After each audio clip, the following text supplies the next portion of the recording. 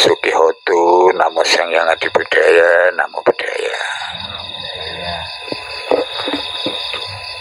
Oke, yang sama-sama kita muliakan Yang Mulia Bante Maitri,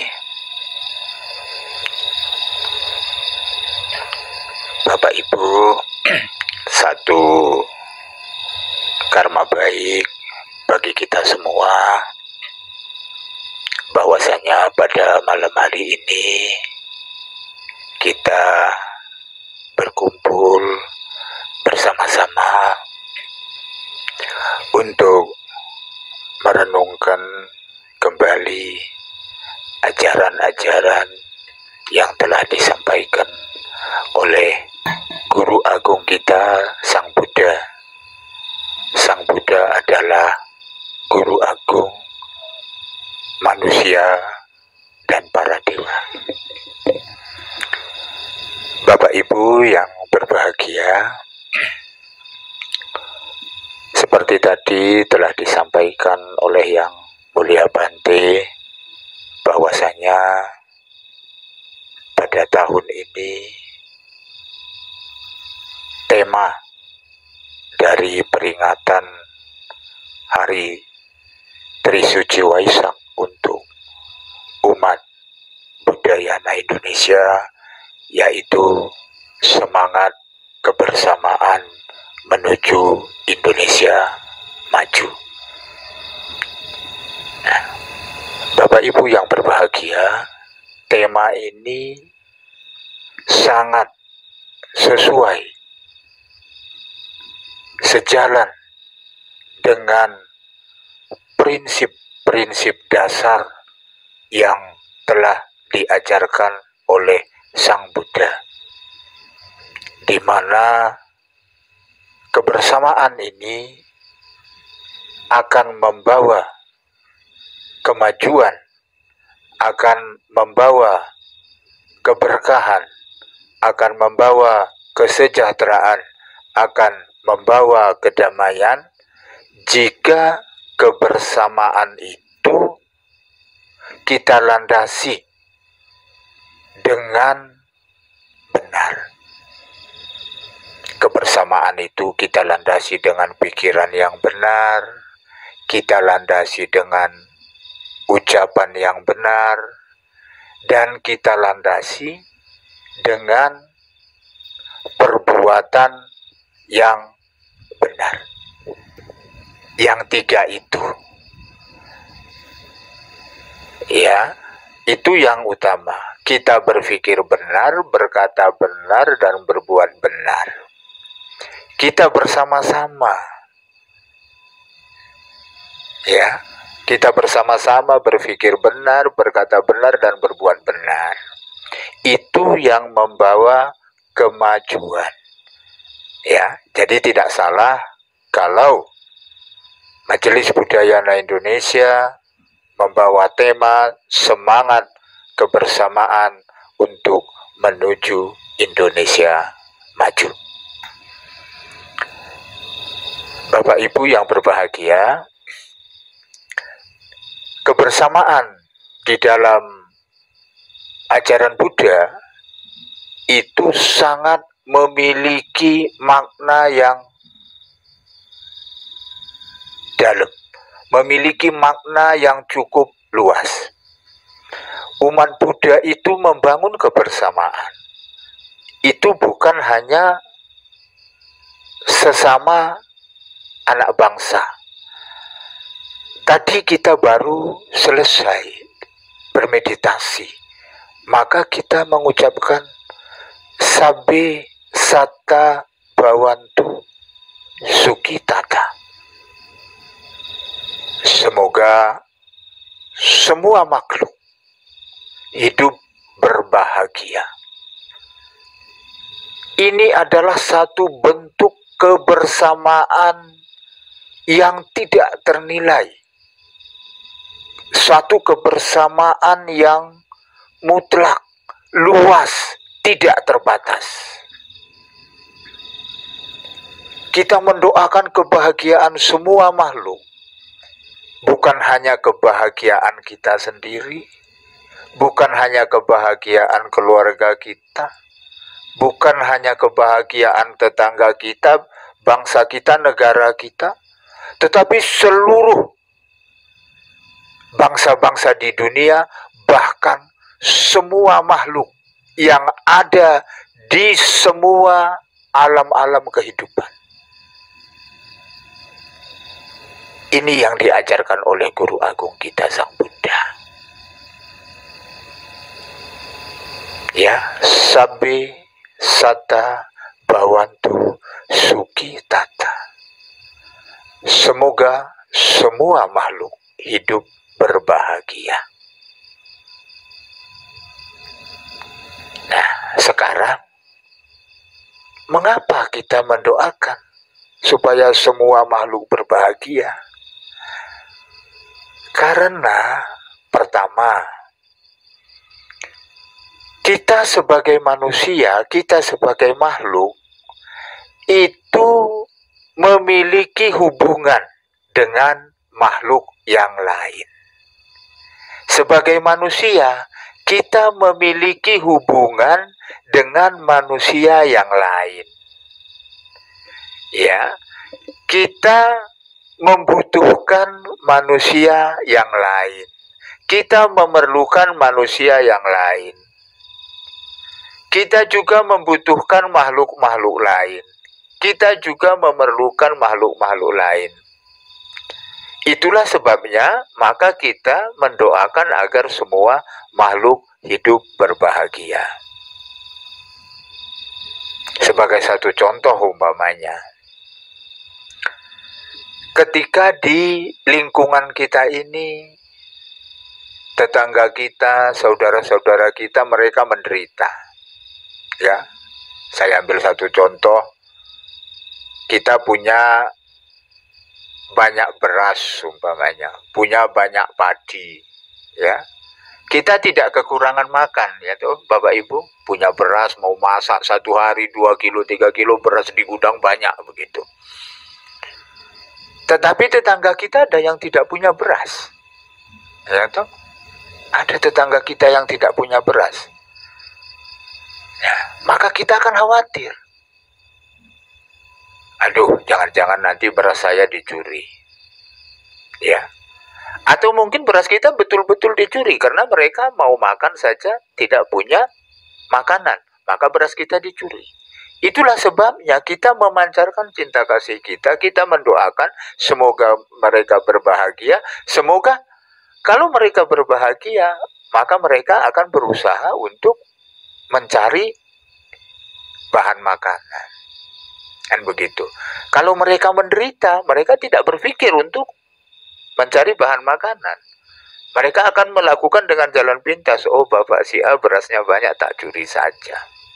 Oh, Bapak si A uangnya banyak, tak curi saja. Itu karena mereka berada pada kondisi yang menderita. Nah, oleh sebab itu, ketika kita ingin berbahagia, maka kita juga berusaha untuk membuat sekitar lingkungan kita bahagia. Begitu. Itu di dalam ajaran Buddha. Itu yang pertama, kebersamaan tadi. Kemudian yang kedua, mengapa kita mendoakan semua makhluk berbahagia? Ini adalah sebagai bentuk pancaran cinta kasih kita kepada semua makhluk. Bapak Ibu, di dalam kitab-kitab suci dinyatakan bahwasanya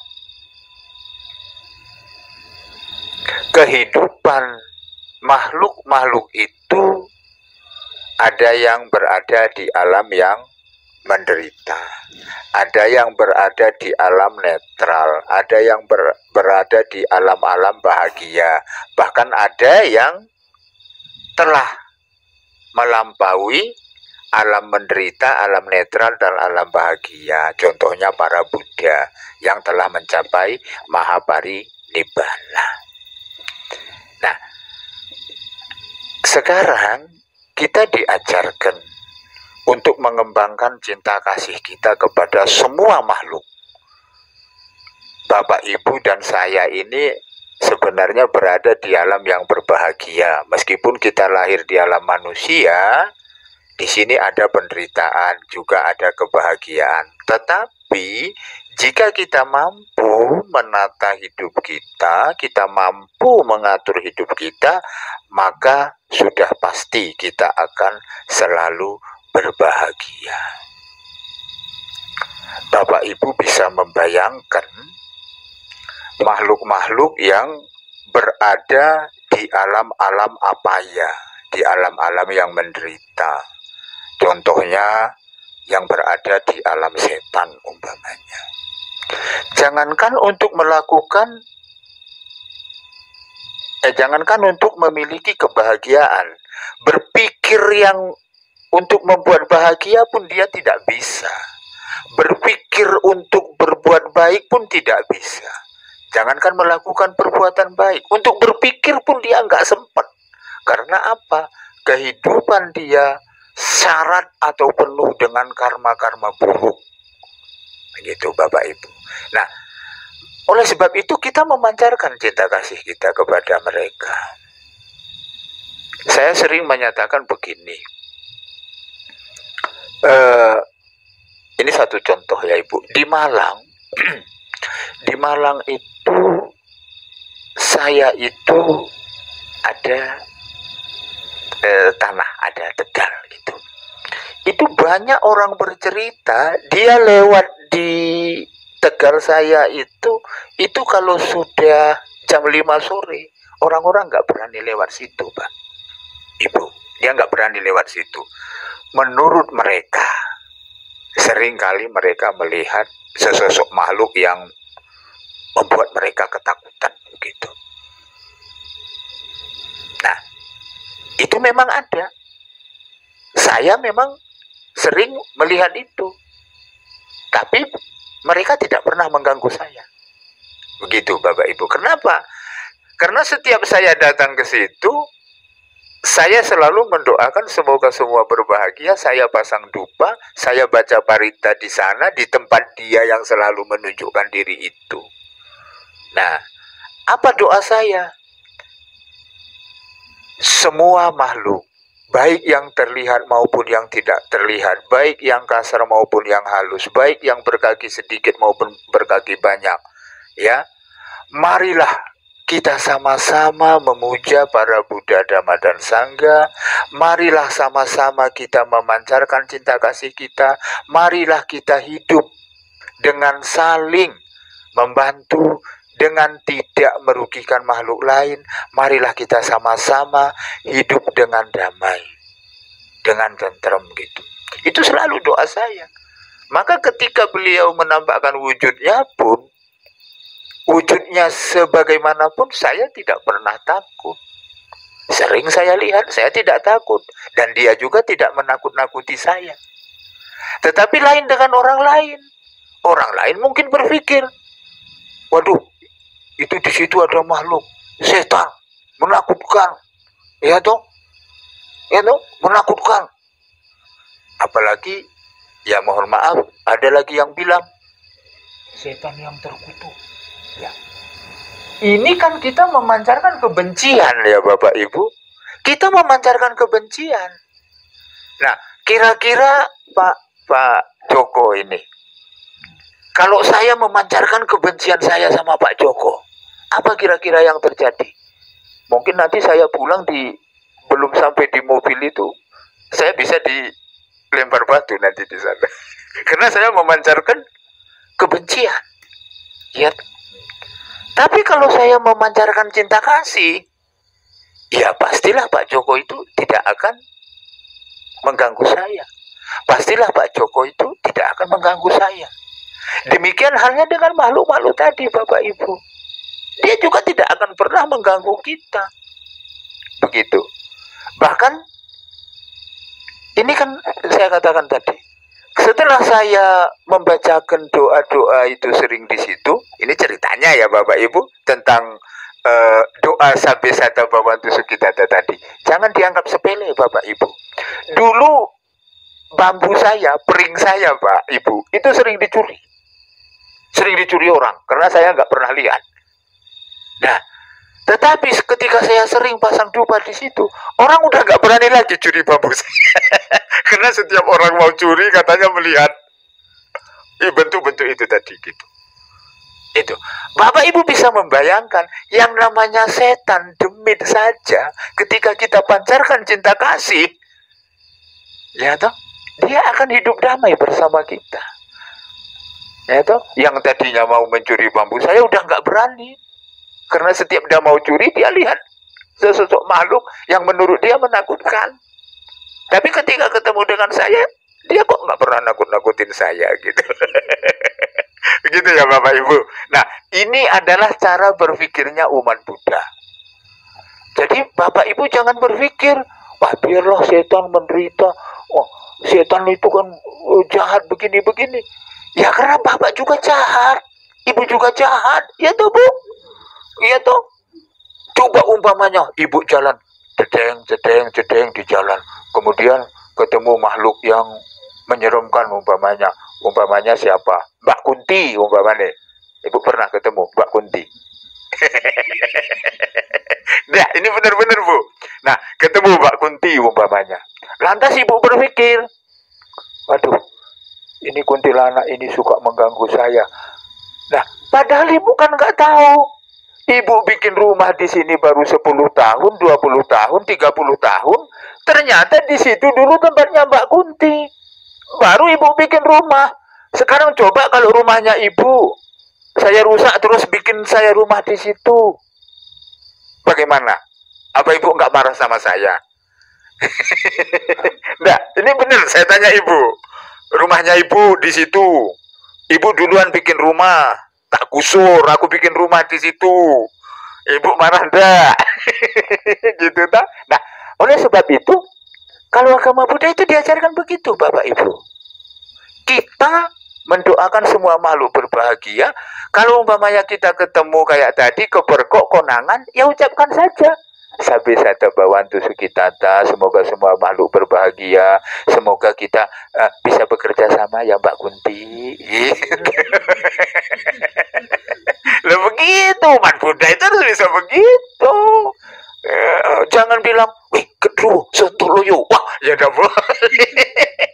Nah, karena kita diajarkan untuk memancarkan cinta kasih ya Bapak Ibu kepada semua makhluk. Nah, terus kalau kita sudah biasa memancarkan cinta kasih, itu secara otomatis itu akan merubah sikap hidup kita. Pasti Bapak Ibu orang yang selalu memancarkan cinta kasih, batinnya akan semakin bersih. Kotoran-kotorannya akan semakin berkurang. Ya toh? Orang yang sering memancarkan cinta kasih itu begitu. Dalam pikirannya akan sering timbul harapan untuk kebahagiaan dirinya. Dalam pikirannya akan sering timbul harapan untuk kebahagiaan orang lain. Dalam pikirannya akan selalu timbul bagaimana kita maju bersama, bagaimana masyarakat desa saya ini maju bersama, bangsa kita maju bersama sesuai dengan tema Waisak tadi. Nah, oleh sebab itu menjadi agama Buddha ini nggak usah aneh-aneh, nggak usah angel-angel, nggak usah sulit-sulit. Belajar yang sederhana-sederhana saja. Dengan kita selalu berpikir semoga semua makhluk berbahagia, itu akan merubah cara berpikir kita, mengurangi kebencian kita.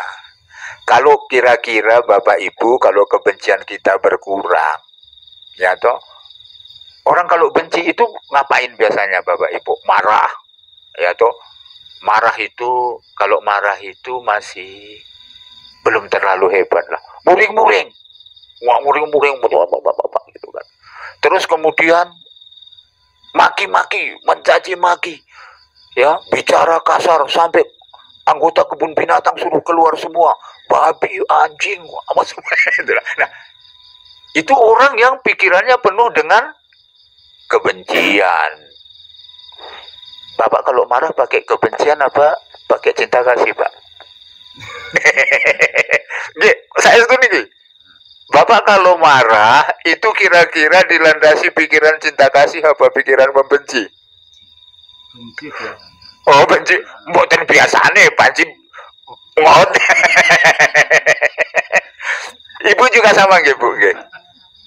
Nggih, Ibu yen pikirane penuh cinta kasih nggih nesu. Mboten toh? Kalau cinta kasih, pikirannya penuh dengan cinta kasih, ya tidak marah, gitu.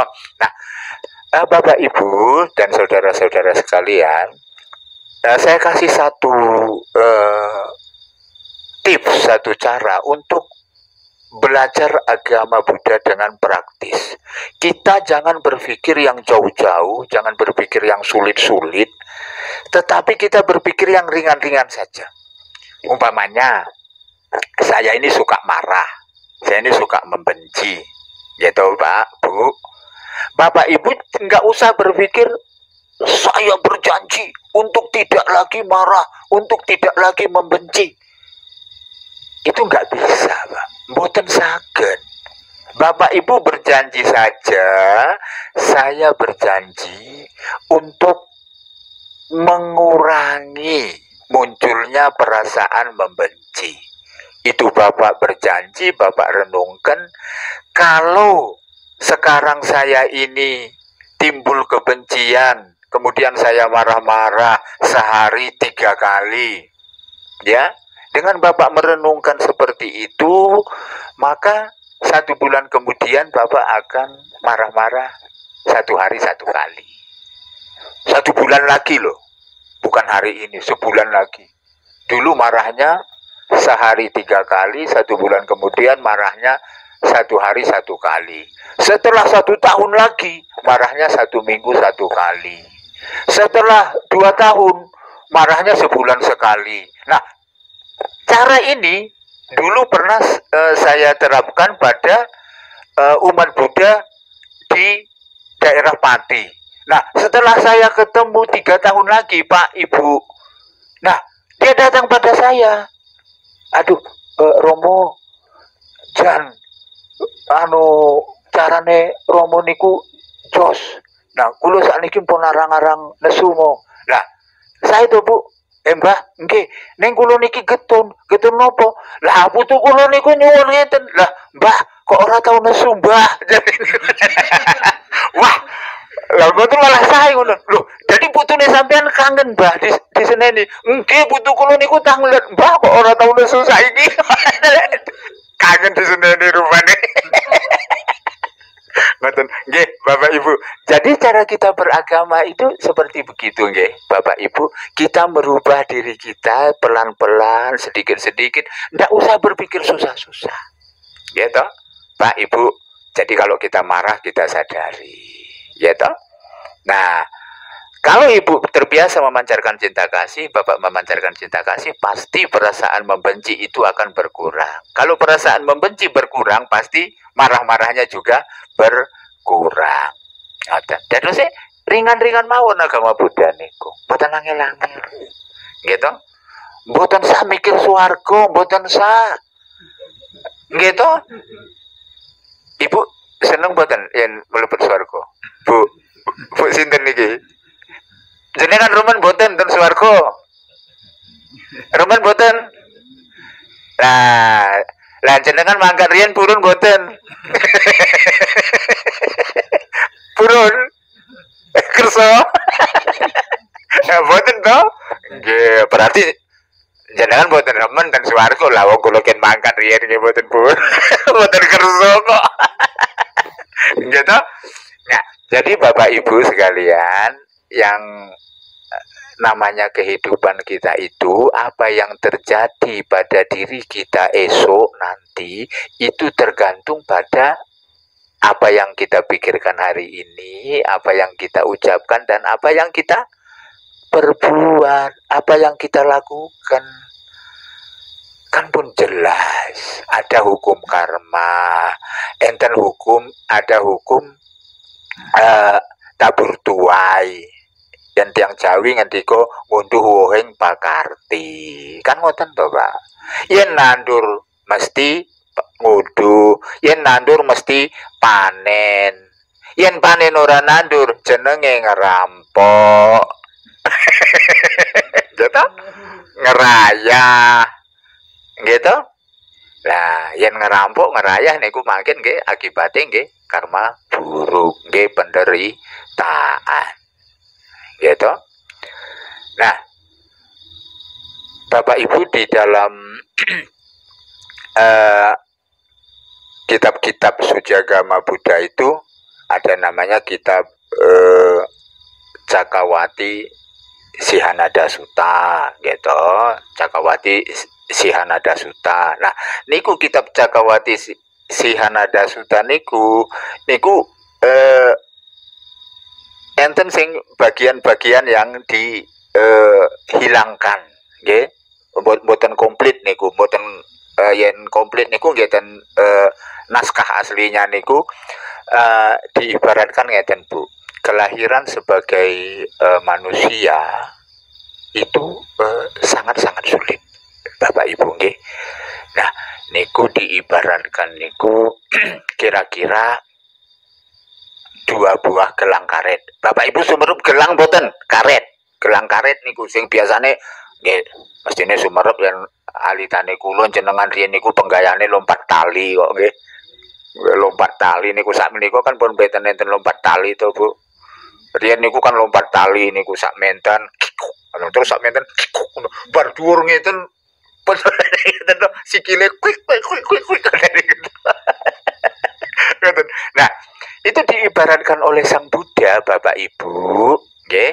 Nah, niki penting niki. Diibaratkan oleh Sang Buddha untuk terlahir sebagai manusia itu ibarat 2 buah gelang karet Bapak Ibu. Yang satu diletakkan di samudra bagian selatan dunia ini, yang satu diletakkan di bagian utara. Loh. Nah, itu nanti di bawah ombak, kedua gelang karet ini bertemu. Lah, wangel men niku, pun boten saged dipikir mumet sirahe mikir ngoten niku.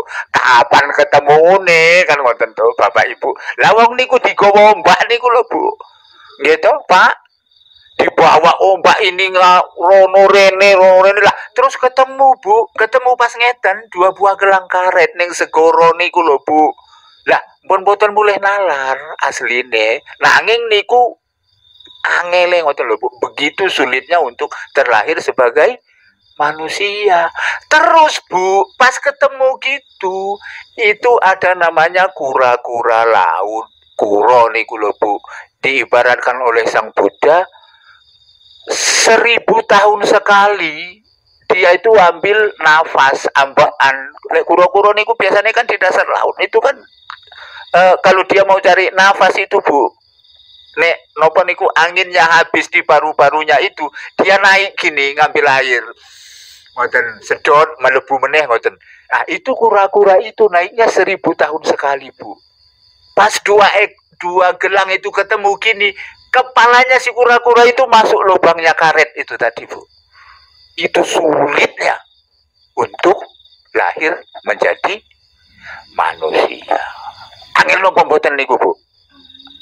Saestu angel. Angel nopo angel Bu? Nah, terus ini baru lahir jadi manusia loh Bu.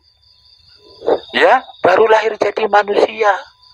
Lebih sulit lagi Bu mendengarkan ajaran yang benar, mendengarkan ajaran Buddha. Lebih sulit lagi.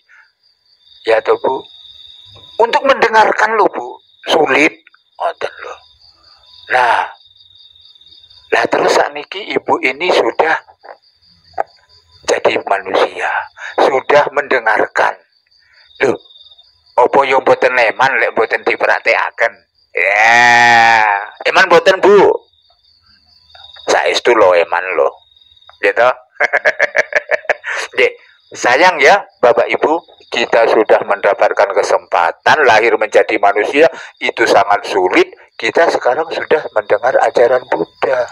Oleh sebab itu, Bapak Ibu, Nah, kenapa di sekarang itu umat Buddha itu tinggal sedikit, umat Buddha hanya sedikit? Ya memang sulit kok, gitu loh. Lahir jadi manusia itu saja sulit, apalagi mendengar ajaran Buddha, ajaran yang benar, gitu. Jadi bapak ibu ini ndak usah minder. Lah, kok wong Buddha iki bolone titik. Nah, sekarang bapak saya tanya sama ibu, orang pinter sama orang bodoh banyak mana? Banyak orang bodoh toh. Nah, ya toh? Ya, orang pinter sama orang bodoh banyak orang bodoh. Berarti bapak ibu ini orang pinter karena bapak ibu ini wong bodoh itu mau titik Pak Bu. Lah, mergo napa? Mergo wong bodoh niku pinter-pinter. Nah, bapak ibu mau jadi orang bodoh.